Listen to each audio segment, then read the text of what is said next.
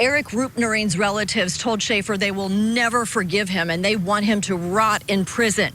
Schaefer's mother told the judge that he was a sickly, tortured child whose temper grew hotter after he endured painful leukemia treatments.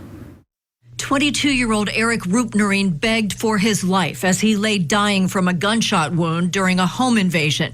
Then 15-year-old Conrad Schaefer slit his throat.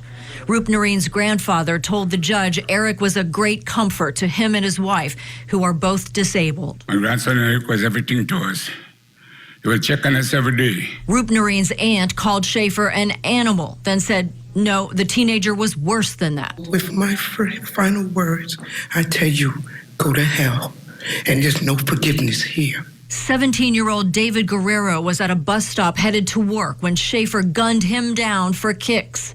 Guerrero's brother told the judge their mother left the country after losing him. She couldn't stand here anymore because a little bit of her life just went out. Schaefer struck terror in Osceola County 3 years ago, committing 22 random shootings in 2 weeks.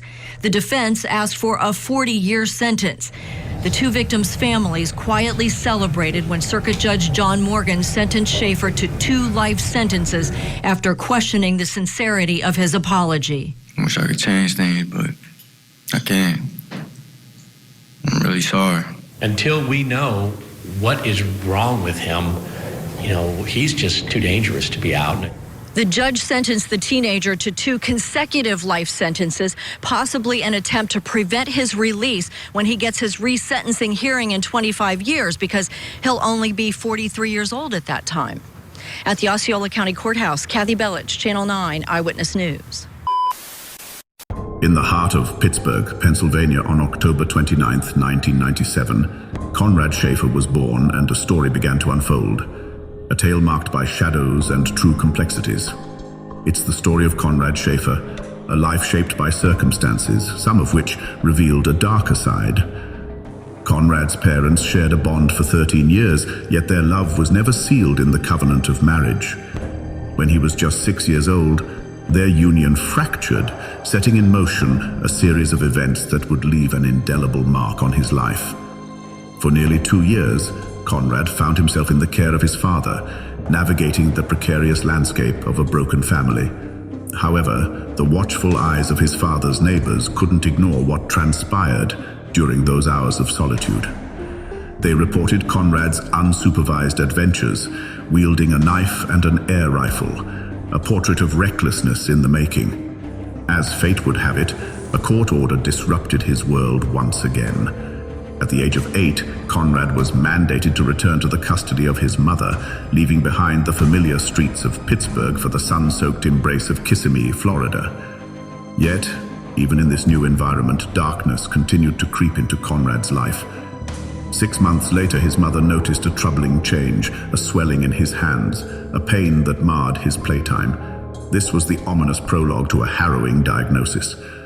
Unfortunately, Conrad's life took a traumatic turn when he received a leukemia diagnosis on February 3, 2007, at the tender age of 10. The medical experts prescribed surgery and a grueling regimen of chemotherapy as his path to recovery. Conrad's journey through these treatments was marked by relentless suffering, with continuous bouts of vomiting, excruciating pain, soaring fevers, and emotional turbulence that he endured. In addition to the chemotherapy, he underwent the arduous procedure of a spinal tap every 3 months over a span of 3 years. Under these trying circumstances, his academic pursuits faced tremendous challenges. Conrad's mother valiantly advocated for him at his school, imploring them to provide the support of a counselor to help him cope with the evident depression and frustration brought on by his medical trials. Tragically, the school remained unresponsive, failing to extend any assistance or programs. As a consequence of his medical treatments and the resulting difficulty in maintaining focus on his studies, Conrad found himself held back in the 5th grade. It wasn't until 3 years later, in April 2010, that his cancer treatments finally came to an end. However, the doctor issued a sobering warning to Conrad's mother, foretelling potential long-term changes stemming from the life-saving treatments. These changes encompassed alterations in hair color, eye color, and behavior, all potential side effects of the medical intervention. Yet, perhaps the most profound change observed was in Conrad's temperament. His mother observed that his struggle against leukemia seemingly instilled within him a resolute strength. While seemingly good and necessary as he matured, it began to reveal itself as dark and cold. Her insight into Conrad's mental state is a reminder that the human spirit, while undeniably resilient, may carry enduring wounds that intricately influence its path in unforeseen ways. Schaefer's journey into the shadows began unexpectedly at a friend's birthday party. His friend Nelson gathered a group together, and a curious twist of fate orchestrated the presence of David Damas and Juan Muriel, who happened to be roommates. Their connection with Schaefer began with forbidden smoking activities, and remarkably, the three quickly became close friends.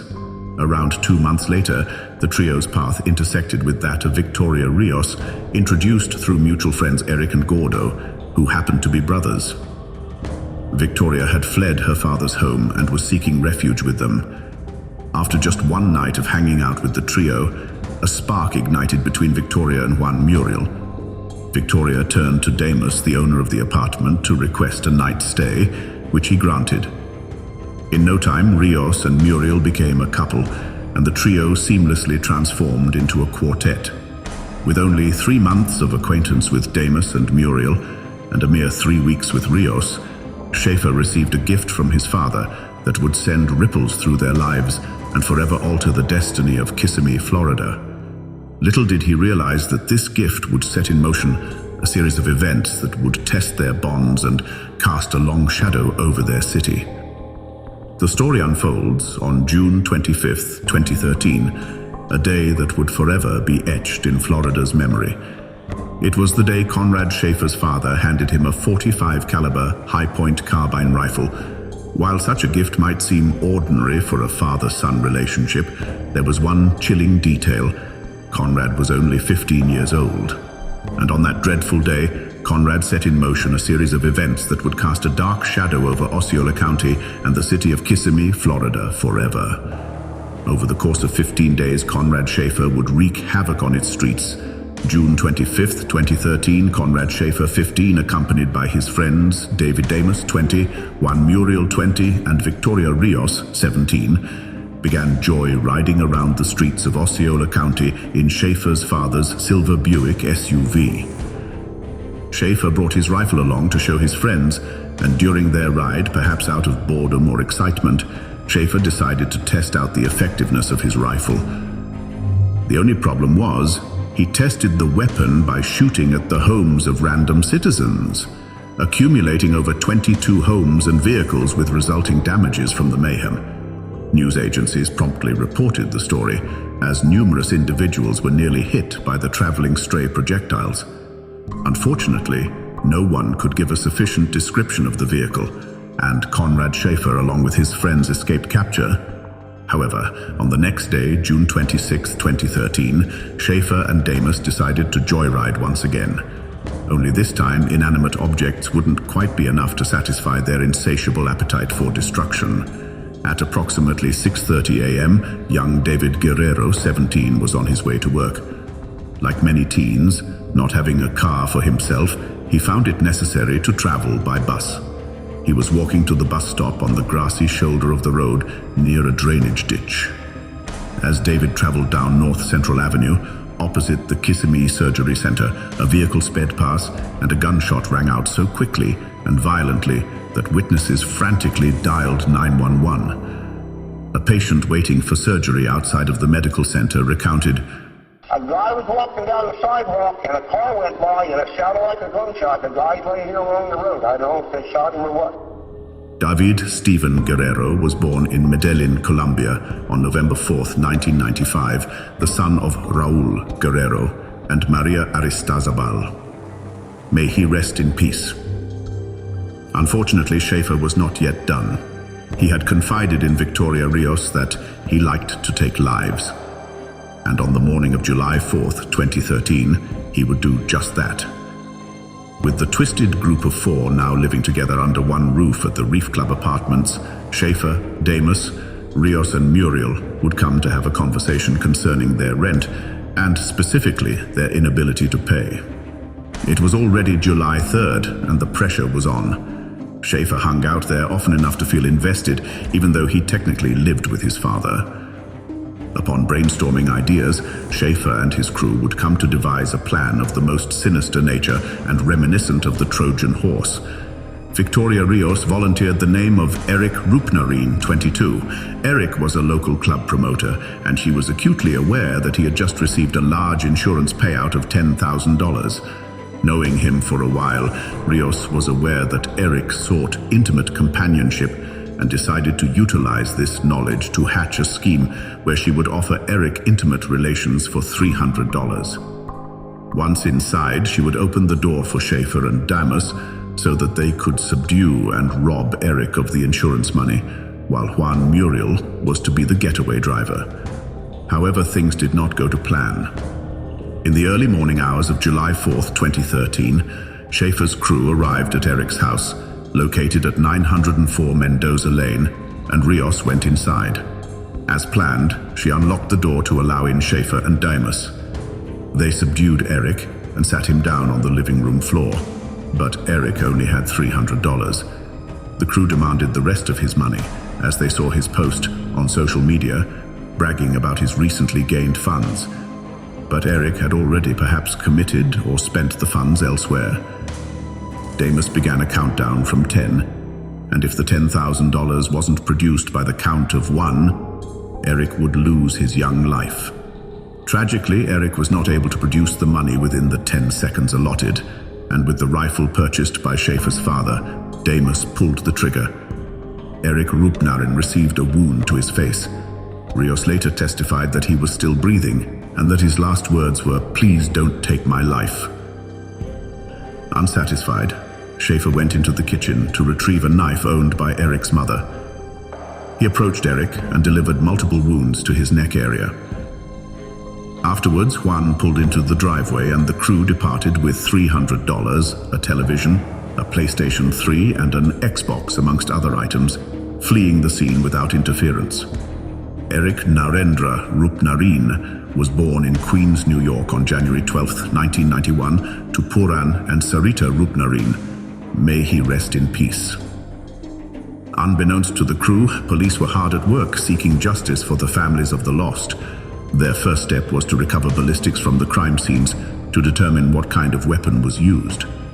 Once it was discovered that a .45 caliber high-point carbine rifle was the culprit, detectives raced to the Mega Gun and Armory gun shop to find who bought a similar gun, which turned out to be where Schaefer's father, Lothar Schaefer, had purchased the weapon as a gift for his son.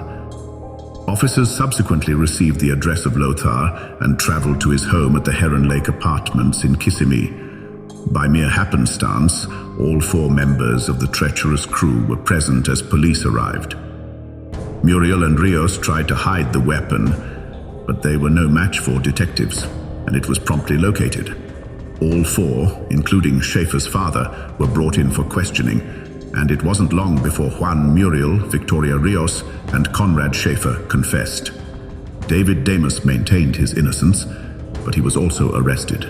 In a news conference, police commented that the only reason the crew briefly paused their crime spree was because they had run out of ammunition.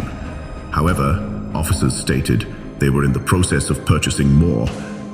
After some trial delays, Victoria Rios received a 30-year sentence, but after an appeal citing the fact that officers delayed reading her Miranda rights until 8 hours into her interrogation, her sentence was reduced to 12 years, and her current release date is December of 2023.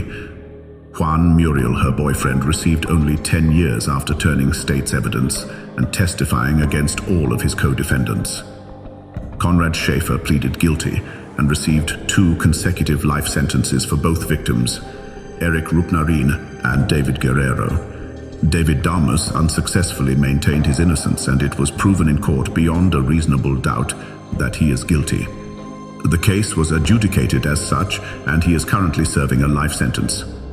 And finally, Conrad's father, Lothar Schaefer, who is hearing impaired, was sentenced to 4 months behind bars and 2 years of probation for his part in purchasing a high-power rifle for his underage 15-year-old son. When police asked him why he purchased the rifle for Conrad, he said, "My son was having problems with some guys in Poinciana." During his probation, Lothar Schäfer was not allowed to possess any firearms. Conrad's confession, in which he candidly admitted engaging in these activities for the allure of fun and coolness, serves as a poignant indicator of a sobering truth that our society cannot evade. It beckons us to confront the stark reality that the shaping of the human psyche plays a pivotal role in the manifestation of such behaviors. We find ourselves standing at the crossroads of conscious awareness, compelled to scrutinize the programming to which we willingly subject our minds and the cultural currents we choose to immerse ourselves in, be it the harmonious rhythms of music, the immersive worlds of video games, or the captivating narratives of cinema. Within the fabric of poisonous content, there exists a subtle yet insidious force that imprints indelible impressions upon the canvas of our consciousness, waiting patiently until they emerge, unbidden, into the forefront of our conscious awareness. These latent imprints seize undeniable power, rendering us unrecognizable even to ourselves. It is incumbent upon us, therefore, to cultivate mindfulness, nurture thoughtfulness, and radiate kindness unfailingly. In this endeavor, let us embark on a journey of profound appreciation for life in all its kaleidoscopic manifestations. We shall not disregard the privilege bestowed upon us at birth, for better or worse, for it is this very vantage point that allows us to weave the tapestry of our unique selves into the fabric of this very world. Thanks for watching Otherwise True Crime. Share this video with a friend. Please like and subscribe. And don't be afraid to sound off in the comments. Until next time, show love.